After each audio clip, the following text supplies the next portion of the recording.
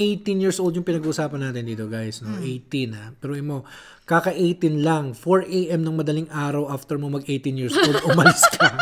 Kaya personal masyado tong topic na to kasi kilala ko mismo yung tao. Hindi siya yung hearsay lang na ganito yung culture dyan. Madalas kong naririnig dati yun eh. Pero si 18 years old na kakilala mo, okay naman siya. Minsan, pag may bago kang gagawin, may nakaka-excite eh. Kung nung nag-US tayo, nakaka-excite, diba yung feeling na hawak mo yung pera mo, ikaw yung may hawak ng schedule mo, ikaw yung bahala sa lulutuin mo, ikaw yung bahala sa magde-decide ka ng lunch, dinner mo, lahat ikaw. So parang may excitement yun na dala at meron kang matututunan doon. Whether you realize that you can do it or you realize that you still cannot do it. Ang sabi nung anak niya, meron na lang ako 1 taon, makakaalis na rin ako at hindi mo na rin ako responsibilidad. Masaya ba siya nung sinabi niya? Masaya naman sila parehas. Kaya nga ako bilang isang bagong ama, parang ang sakit marinig. Ito guys, ay amin lang namang sariling perspective. Again, we respect everyone's opinions. Kung kayo, ano ba ang sa tingin ninyo, comment nyo sa baba. Pero ito, yung sa aming stand. Hello everyone, this is me again, Joy Fajardo. Welcome back to our YouTube channel. This is Joy in Alberta. Kung kayo po ay bago sa aming channel, please don't forget to like, subscribe, at share nyo na rin itong video na ito sa inyong mga friends at kamag-anak at kaibigan at kapitbahay at sa lahat ng mga kakilala ninyo para tayo ay makapag-spread ng love, good vibes, and positivity. Ayan. So for today, meron tayong interesting topic. Ang topic natin for today is, are we pro or are we anti moving out? So ano ba yung moving out na yan? So sa atin kasi sa Pilipinas, hanggang 30 na yung mga tao. 30, 40, ayan. Nasa bahay pa rin, pa rin tayo, parang nagiging extended family. Talagang magkakasama talaga yan sa mga bahay-bahay. Dito naman po, sa ibang bansa, hindi lang sa Canada, ay meron silang sinasabing magmo-move out. So pag sinabing magmo-move out guys, lilipat na ng bahay, mag-a-apartment, magdo-dorm, kung ano man ang ibig sabihin ng moving out sa inyo, yun na yun. Ginagawa yan guys, pagtungtong ng 18 years old onwards. So, ang tanong para sa aming dalawa is, are we pro or are we anti? Number 1. And number 2 is, kung kami ba yung nasa ganong sitwasyon, kaka-18 lang namin, ma-imagine ba namin yung sarili namin na magmo-move out kami? Ayun. And pangatlo, kung si Vibe magmo-move out, anong take namin doon? Ayan. So, yun yung tatlong points na pag-uusapan natin today. So, unahin natin yung kung kami ay 18 years old, magmo-move out ba ako or magmo-move out ka ba? So, ikaw mauna. So, una muna, kaya namin din na pag-usapan yung topic na ito. May kwento ko lang sa katrabaho ko. Yung isa kong katrabaho, nakwento niya sa akin sa office na 4 years na nga daw siya dito sa Edmonton. So, tinanong ko siya, taga saan ka ba? Sa Saskatchewan nga daw siya. Tapos, nakakatawa yung storya niya na nakakalungkot bilang tatay na ako. Nalungkot ako kasi kinuwento niya na nung 18th birthday niya, kinamadaling arawan nun, umalis na siya. Parang masayang-masaya pa siya noon. Ang sinabi niya sa akin, it's time for him to, kasi parang buhayin na yung sarili niya, umalis na sa poder ng parents niya, hindi na siya responsibilidad. Meron pa ako isang katrabaho pala na hindi ko nabanggit sa'yo. Mag-ama sila, nag-work sila sa isang construction site. Tapos, 17 years old yung anak niya. Tapos yung tatay niya, syempre matanda na. Ang sabi nung anak niya, meron na lang ako 1 taon, makakaalis na rin ako at hindi mo na rin ako responsibilidad. Masaya ba siya nung sinabi niya? Masaya naman sila parehas. Kaya nga ako bilang, di ko alam yung nararamdaman ko, bilang isang bagong ama, parang ang sakit marinig sa kabilang Pilipino yung ganong topic. Depende sa pagpapalaki siguro kasi kami lumaki sa extended family. Ang sagot ko talaga, hindi ako alis doon. May make sure natin na meron na tayong kakayanan para makapag-contribute sa family. Hindi para umalis, hindi para bumukod. Kumbaga, magiging additional yung sarili ko sa pagtulong sa pagbuo ng family na yun. Counted ka na as an adult? Counted na ako as an adult. Katuwang na nila ako sa mga responsibilidad sa bahay. Pero yung sabihin nating aalis ako, parang ang lungkot. Ako kasi, nung ini-imagine ko, nung kaka-18 ko lang, parang feeling ko ang baby-baby ko pa nun para mag-move out. Parang ang bata ako pa nun para mag-move out. Actually, nung 20 years old ako, nung pagka-graduate ko ng college, tapos nag-work ako ng Quezon City, nag-stay kami sa condo nun, even then, I still feel na hindi ako ready. Alam nyo ba guys, ang ginagawa ko pa noon, inuuwi ko pa yung damit ko sa bahay para sa bahay ako magpapalabas sa daddy ko. Kasi may labahan naman dun sa condo, kaso lang, parang hindi ako nalilinisan sa laban nila, yung mga ganon. So parang feeling ko, kung yung 18, yung 20 nga, parang hindi pa ako ready. So what more kung yung 18, parang hindi ko talaga ma-imagine yung sarili ko na mag-move out ako. Having said that, dahil, sabi mo nga, dahil na rin yun sa palaki, kasi nga, hindi uso naman sa atin yung setup ng isip na when I'm 18, I'm gonna move out. Parang walang ganon na mindset sa atin. Sila nga kasi dito, naka-mindset sila na, pag 18, mag-move out ako.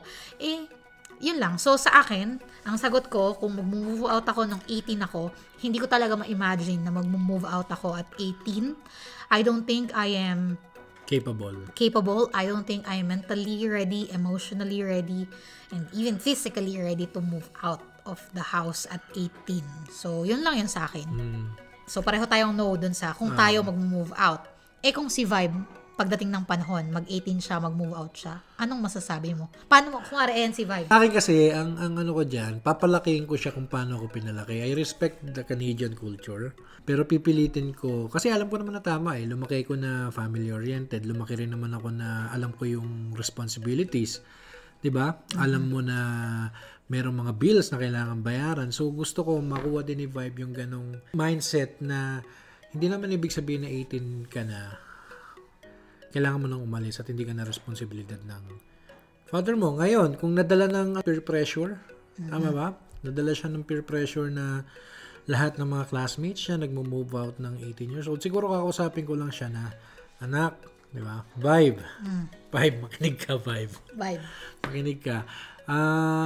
Kung sakaling mahirapan ka, di ba? Kung sakaling gipit ka na sa pera, kung sakaling binubuli ka na, alam mo kung saan ka uuwi. Hindi ko pa rin siya pipigilan. Kasi siya yung reason ba tayo nagpunta dito And isa yun sa risk nung pagpunta natin dito sa Canada. Maraming Canadians na ganun yung ginawa na hindi naman naligaw ng landas. Kumbaga may kultura lang sila na ginagawa at meron din tayong kultura na naging tradisyon lang din natin. Malay mo mag-work kay Vibe, pero pipigilan ko siya. Siyempre. Sabi mo kanina hindi. Pipigilan ko siya ng alam mo yan, yung kakausapin mo siya na anak, ganyan. Baka hindi mo pa kaya, baka hindi ganyan. Pero yung sabihin mo na, no, hindi, magstay ka lang dito, hindi naman tayo ganun hindi naman tayo ganun ka-stricto. Pero palalakihin ko siya kung paano ako pinalaki ng magulang ko. Ako, chill lang ako chill lang akong mommy. Ma'am, 18 na ako, I'll be moving out. Sure, mamamasyal kami lang dahil mo. Saan ka ba mag-move out na hatid kita? Diba? Hindi, para sa akin lang is, ang pagiging parent is parang umbrella. Umbrella. Yung parang pag kung kailangan, nandiyan, di ba? So, para sa akin, pagka sinabi ni Vibe na, mag-move out na ako, sabihin ko, huwag ka nang mag-move out. Hindi, sabihin ko lang, ba't ka ba kasi mag-move out? Hindi ko siya pipigilan. Kung ano ang bet niya sa life. Hormones to. Pero kung yun ang na-feel ko, nalungkot ako nung narinig ko yung kwento niya. Although siya, masaya siya. Hindi ko naman yun nga kasi kaya ako unang tinanong is kung tayo ba. Kasi minsan, pag may bago kang gagawin, may nakaka-excite Kung nga rin nung nag-US tayo, nakaka-excite, diba yung feeling na hawak mo yung pera mo, ikaw yung may hawak ng schedule mo, ikaw yung bahala sa lulutuin mo, ikaw yung bahala sa magde-decide ka ng lunch, dinner mo, lahat ikaw. So parang may excitement yon na dala at meron kang matututunan doon. Whether you realize that you can do it or you realize that you still cannot do it, there are still some learnings ako na nakuha doon sa experience na yon. So, ayoko na pigilan si Vibe na ma-experience yon. Bilang millennial mom, charot, bilang, ano ba tayong, millennials tayo, Gen Alpha na yata itong sila. Bilang isang millennial, charot, para sa akin is, nagigets ko yon at hindi ko siya pipigilan. Pero, sabi ko nga, as parents, para tayong payong, when it rains, ayan lang, when it's sunny, ayan lang, pwede tayong gamitin anytime. So, para sa akin, ganun lang, na whenever she needs us, nandito lang, suporta lang, And pag nagfe-fail, ikaw yung magka-catch, di ba? Yeah, hindi ko siya pipigilan. Yung pangatlo is, so ito na nga guys, are we pro or are we anti? Ito guys ay amin lang namang sariling perspective. Again, we respect everyone's opinions. Kung kayo, ano ba ang sa tingin ninyo, comment nyo sa baba. Pero ito yung sa aming stand. So personally, are we pro or are we anti moving out? Sa akin talaga, anti. Pero kagaya ng sinabi ko kanina, I respect their culture. Bakit ka anti? Sabi ko nga sa'yo, lumaki ko nang dala ko yung responsibilidad ko. Alam ko na meron ako mga bagay na dapat gawin na hindi ko naman kinalimutan yung pamilya ko. Na hindi mo kailangan lumayo, alam mo yun. So tingin mo dapat magstay ang mga bata, 18 years old? 18 years old, yes. 25, umalis ka na. Totoo lang, di ba? Kasi, ano yung point? 25? Siguro 25, 26, kasi... Papunta ng 30 yun. Hindi. May asawa na yung 25, girl. Hindi kasi, sabi nga nila, mas maganda rin talaga na bumukod ka. Pero yung 18 years old yung pinag-uusapan natin dito, guys. 18, Pero kaka-18 lang. 4 a.m. ng madaling araw after mo mag-18 years old, umalis ka. Kaya personal masyado tong topic na to kasi kilala ko mismo yung tao. Hindi siya yung hearsay lang na ganito yung culture dyan, ganito yung culture. Madalas kong naririnig dati yun. Makinig kayo, guys. Anti. Parang magpo-pro, diba? Anti ka ba? Anti ako. Hindi kasi, pero hindi naman hanggang 25. So, para sa akin, mga 20 onwards, parang feeling ko, carry boom boom na, or 22, ganyan. Tapos lang ng university, or very close sa pagtatapos ng university, pwede na. Or, pwede nga yung pagka 1 year sa work, ganyan. Reason kung bakit ako anti at kung bakit ko feel na after university, after 1 year sa work, kasi guys, yung first year as a working, yung pagpasok mo sa labor force, it's very challenging. And I think napakalaking support ng mga magulang kung nandoon sila dun sa phase na yon. So para sa akin, yung kasi 'di ba sa Philippines 20 pero wala pang K-12 noon. So siguro nasa 22. So 23 after 1 year mo mag-work, naka-adapt ka na sa working sa labor force, sa working environment and all. Alam mo na hindi ka na culture shock sa pangyayari sa buhay.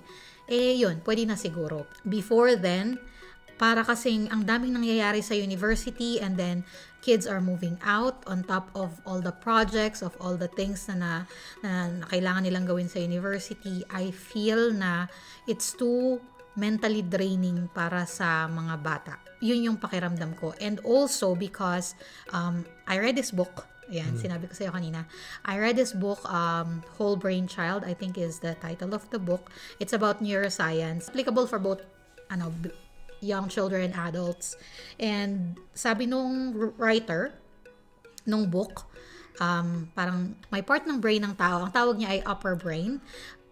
I don't think it's really called upper brain, pero yung kung ano man yung nasa taas na part ng brain na yon, it's actually yun yung gamit natin sa paggawa ng proper decision, sa good moral values, yung mga decision making ba. And yung part ng brain na yon, ang mga bata hindi pa yon fully developed. So kaya nga ang mga bata nagtatantrums kasi nga yung lower brain nila, yun yung instinct, yung parang yung hindi nakokontrol ng lower part ng brain nila, amygdala, yung kanilang upper brain, parang ganun. So, yung upper brain na yon, hindi siya fully develop until mid-20s. So, parang yung mga abrupt decisions, yung mga not so good decisions, it can be made while even a fully developed brain can make that abrupt kind of decisions, pero what more yung mga hindi pa fully developed. So anyway, I think very minor na detalye lang yon sa reason ko kung bakit ako anti, and alam ko marami sa inyong magko-comment ng negative, positive thing about it, so that's fine. As I've mentioned, hindi naman yun yung mismong dahilan kung bakit ako anti. It's more on the circumstance. So, say for example, siguro may bata na very advanced, nakagraduate siya at the age of 18 at nakapagtrabaho na siya at alam na niya kung anong mangyayari sa buhay niya, then yun. Pero at the end of the day, sabi ko naman guys sa inyo is, kahit naman mag-decide na mag-move out ang mga bata, as parents, nandito lang naman din tayo. So, that's okay if they wanted to give it a try. But personally, I would encourage my kids to stay at home muna para, alam mo yun, hindi na... Asylum na lang, ready na sila talaga. Oo, kasi what if may mga nagso-student loans pa, di ba? Yan yung pinaghahandaan natin, tayong mga Pilipino, pinaghahandaan natin yan through RESP, yung mga Registered Education Savings Plan. Pero yung ibang lahi, it's more of sometimes mag-ano na lang sila, loan, student loan. So, alam mo yun, so magso-student loan ka, mag-rent ka, you'll feed yourself, parang habang nag-aaral ka, it's, yun nga, sabi ko, mentally draining. So anyway, bilang kami po ay anti, and if you're a pro, that's good, that's okay. We appreciate, we understand, and we respect that. Yun lang. Thank you so much for watching, guys. We'll see you again in the next video. Bye-bye!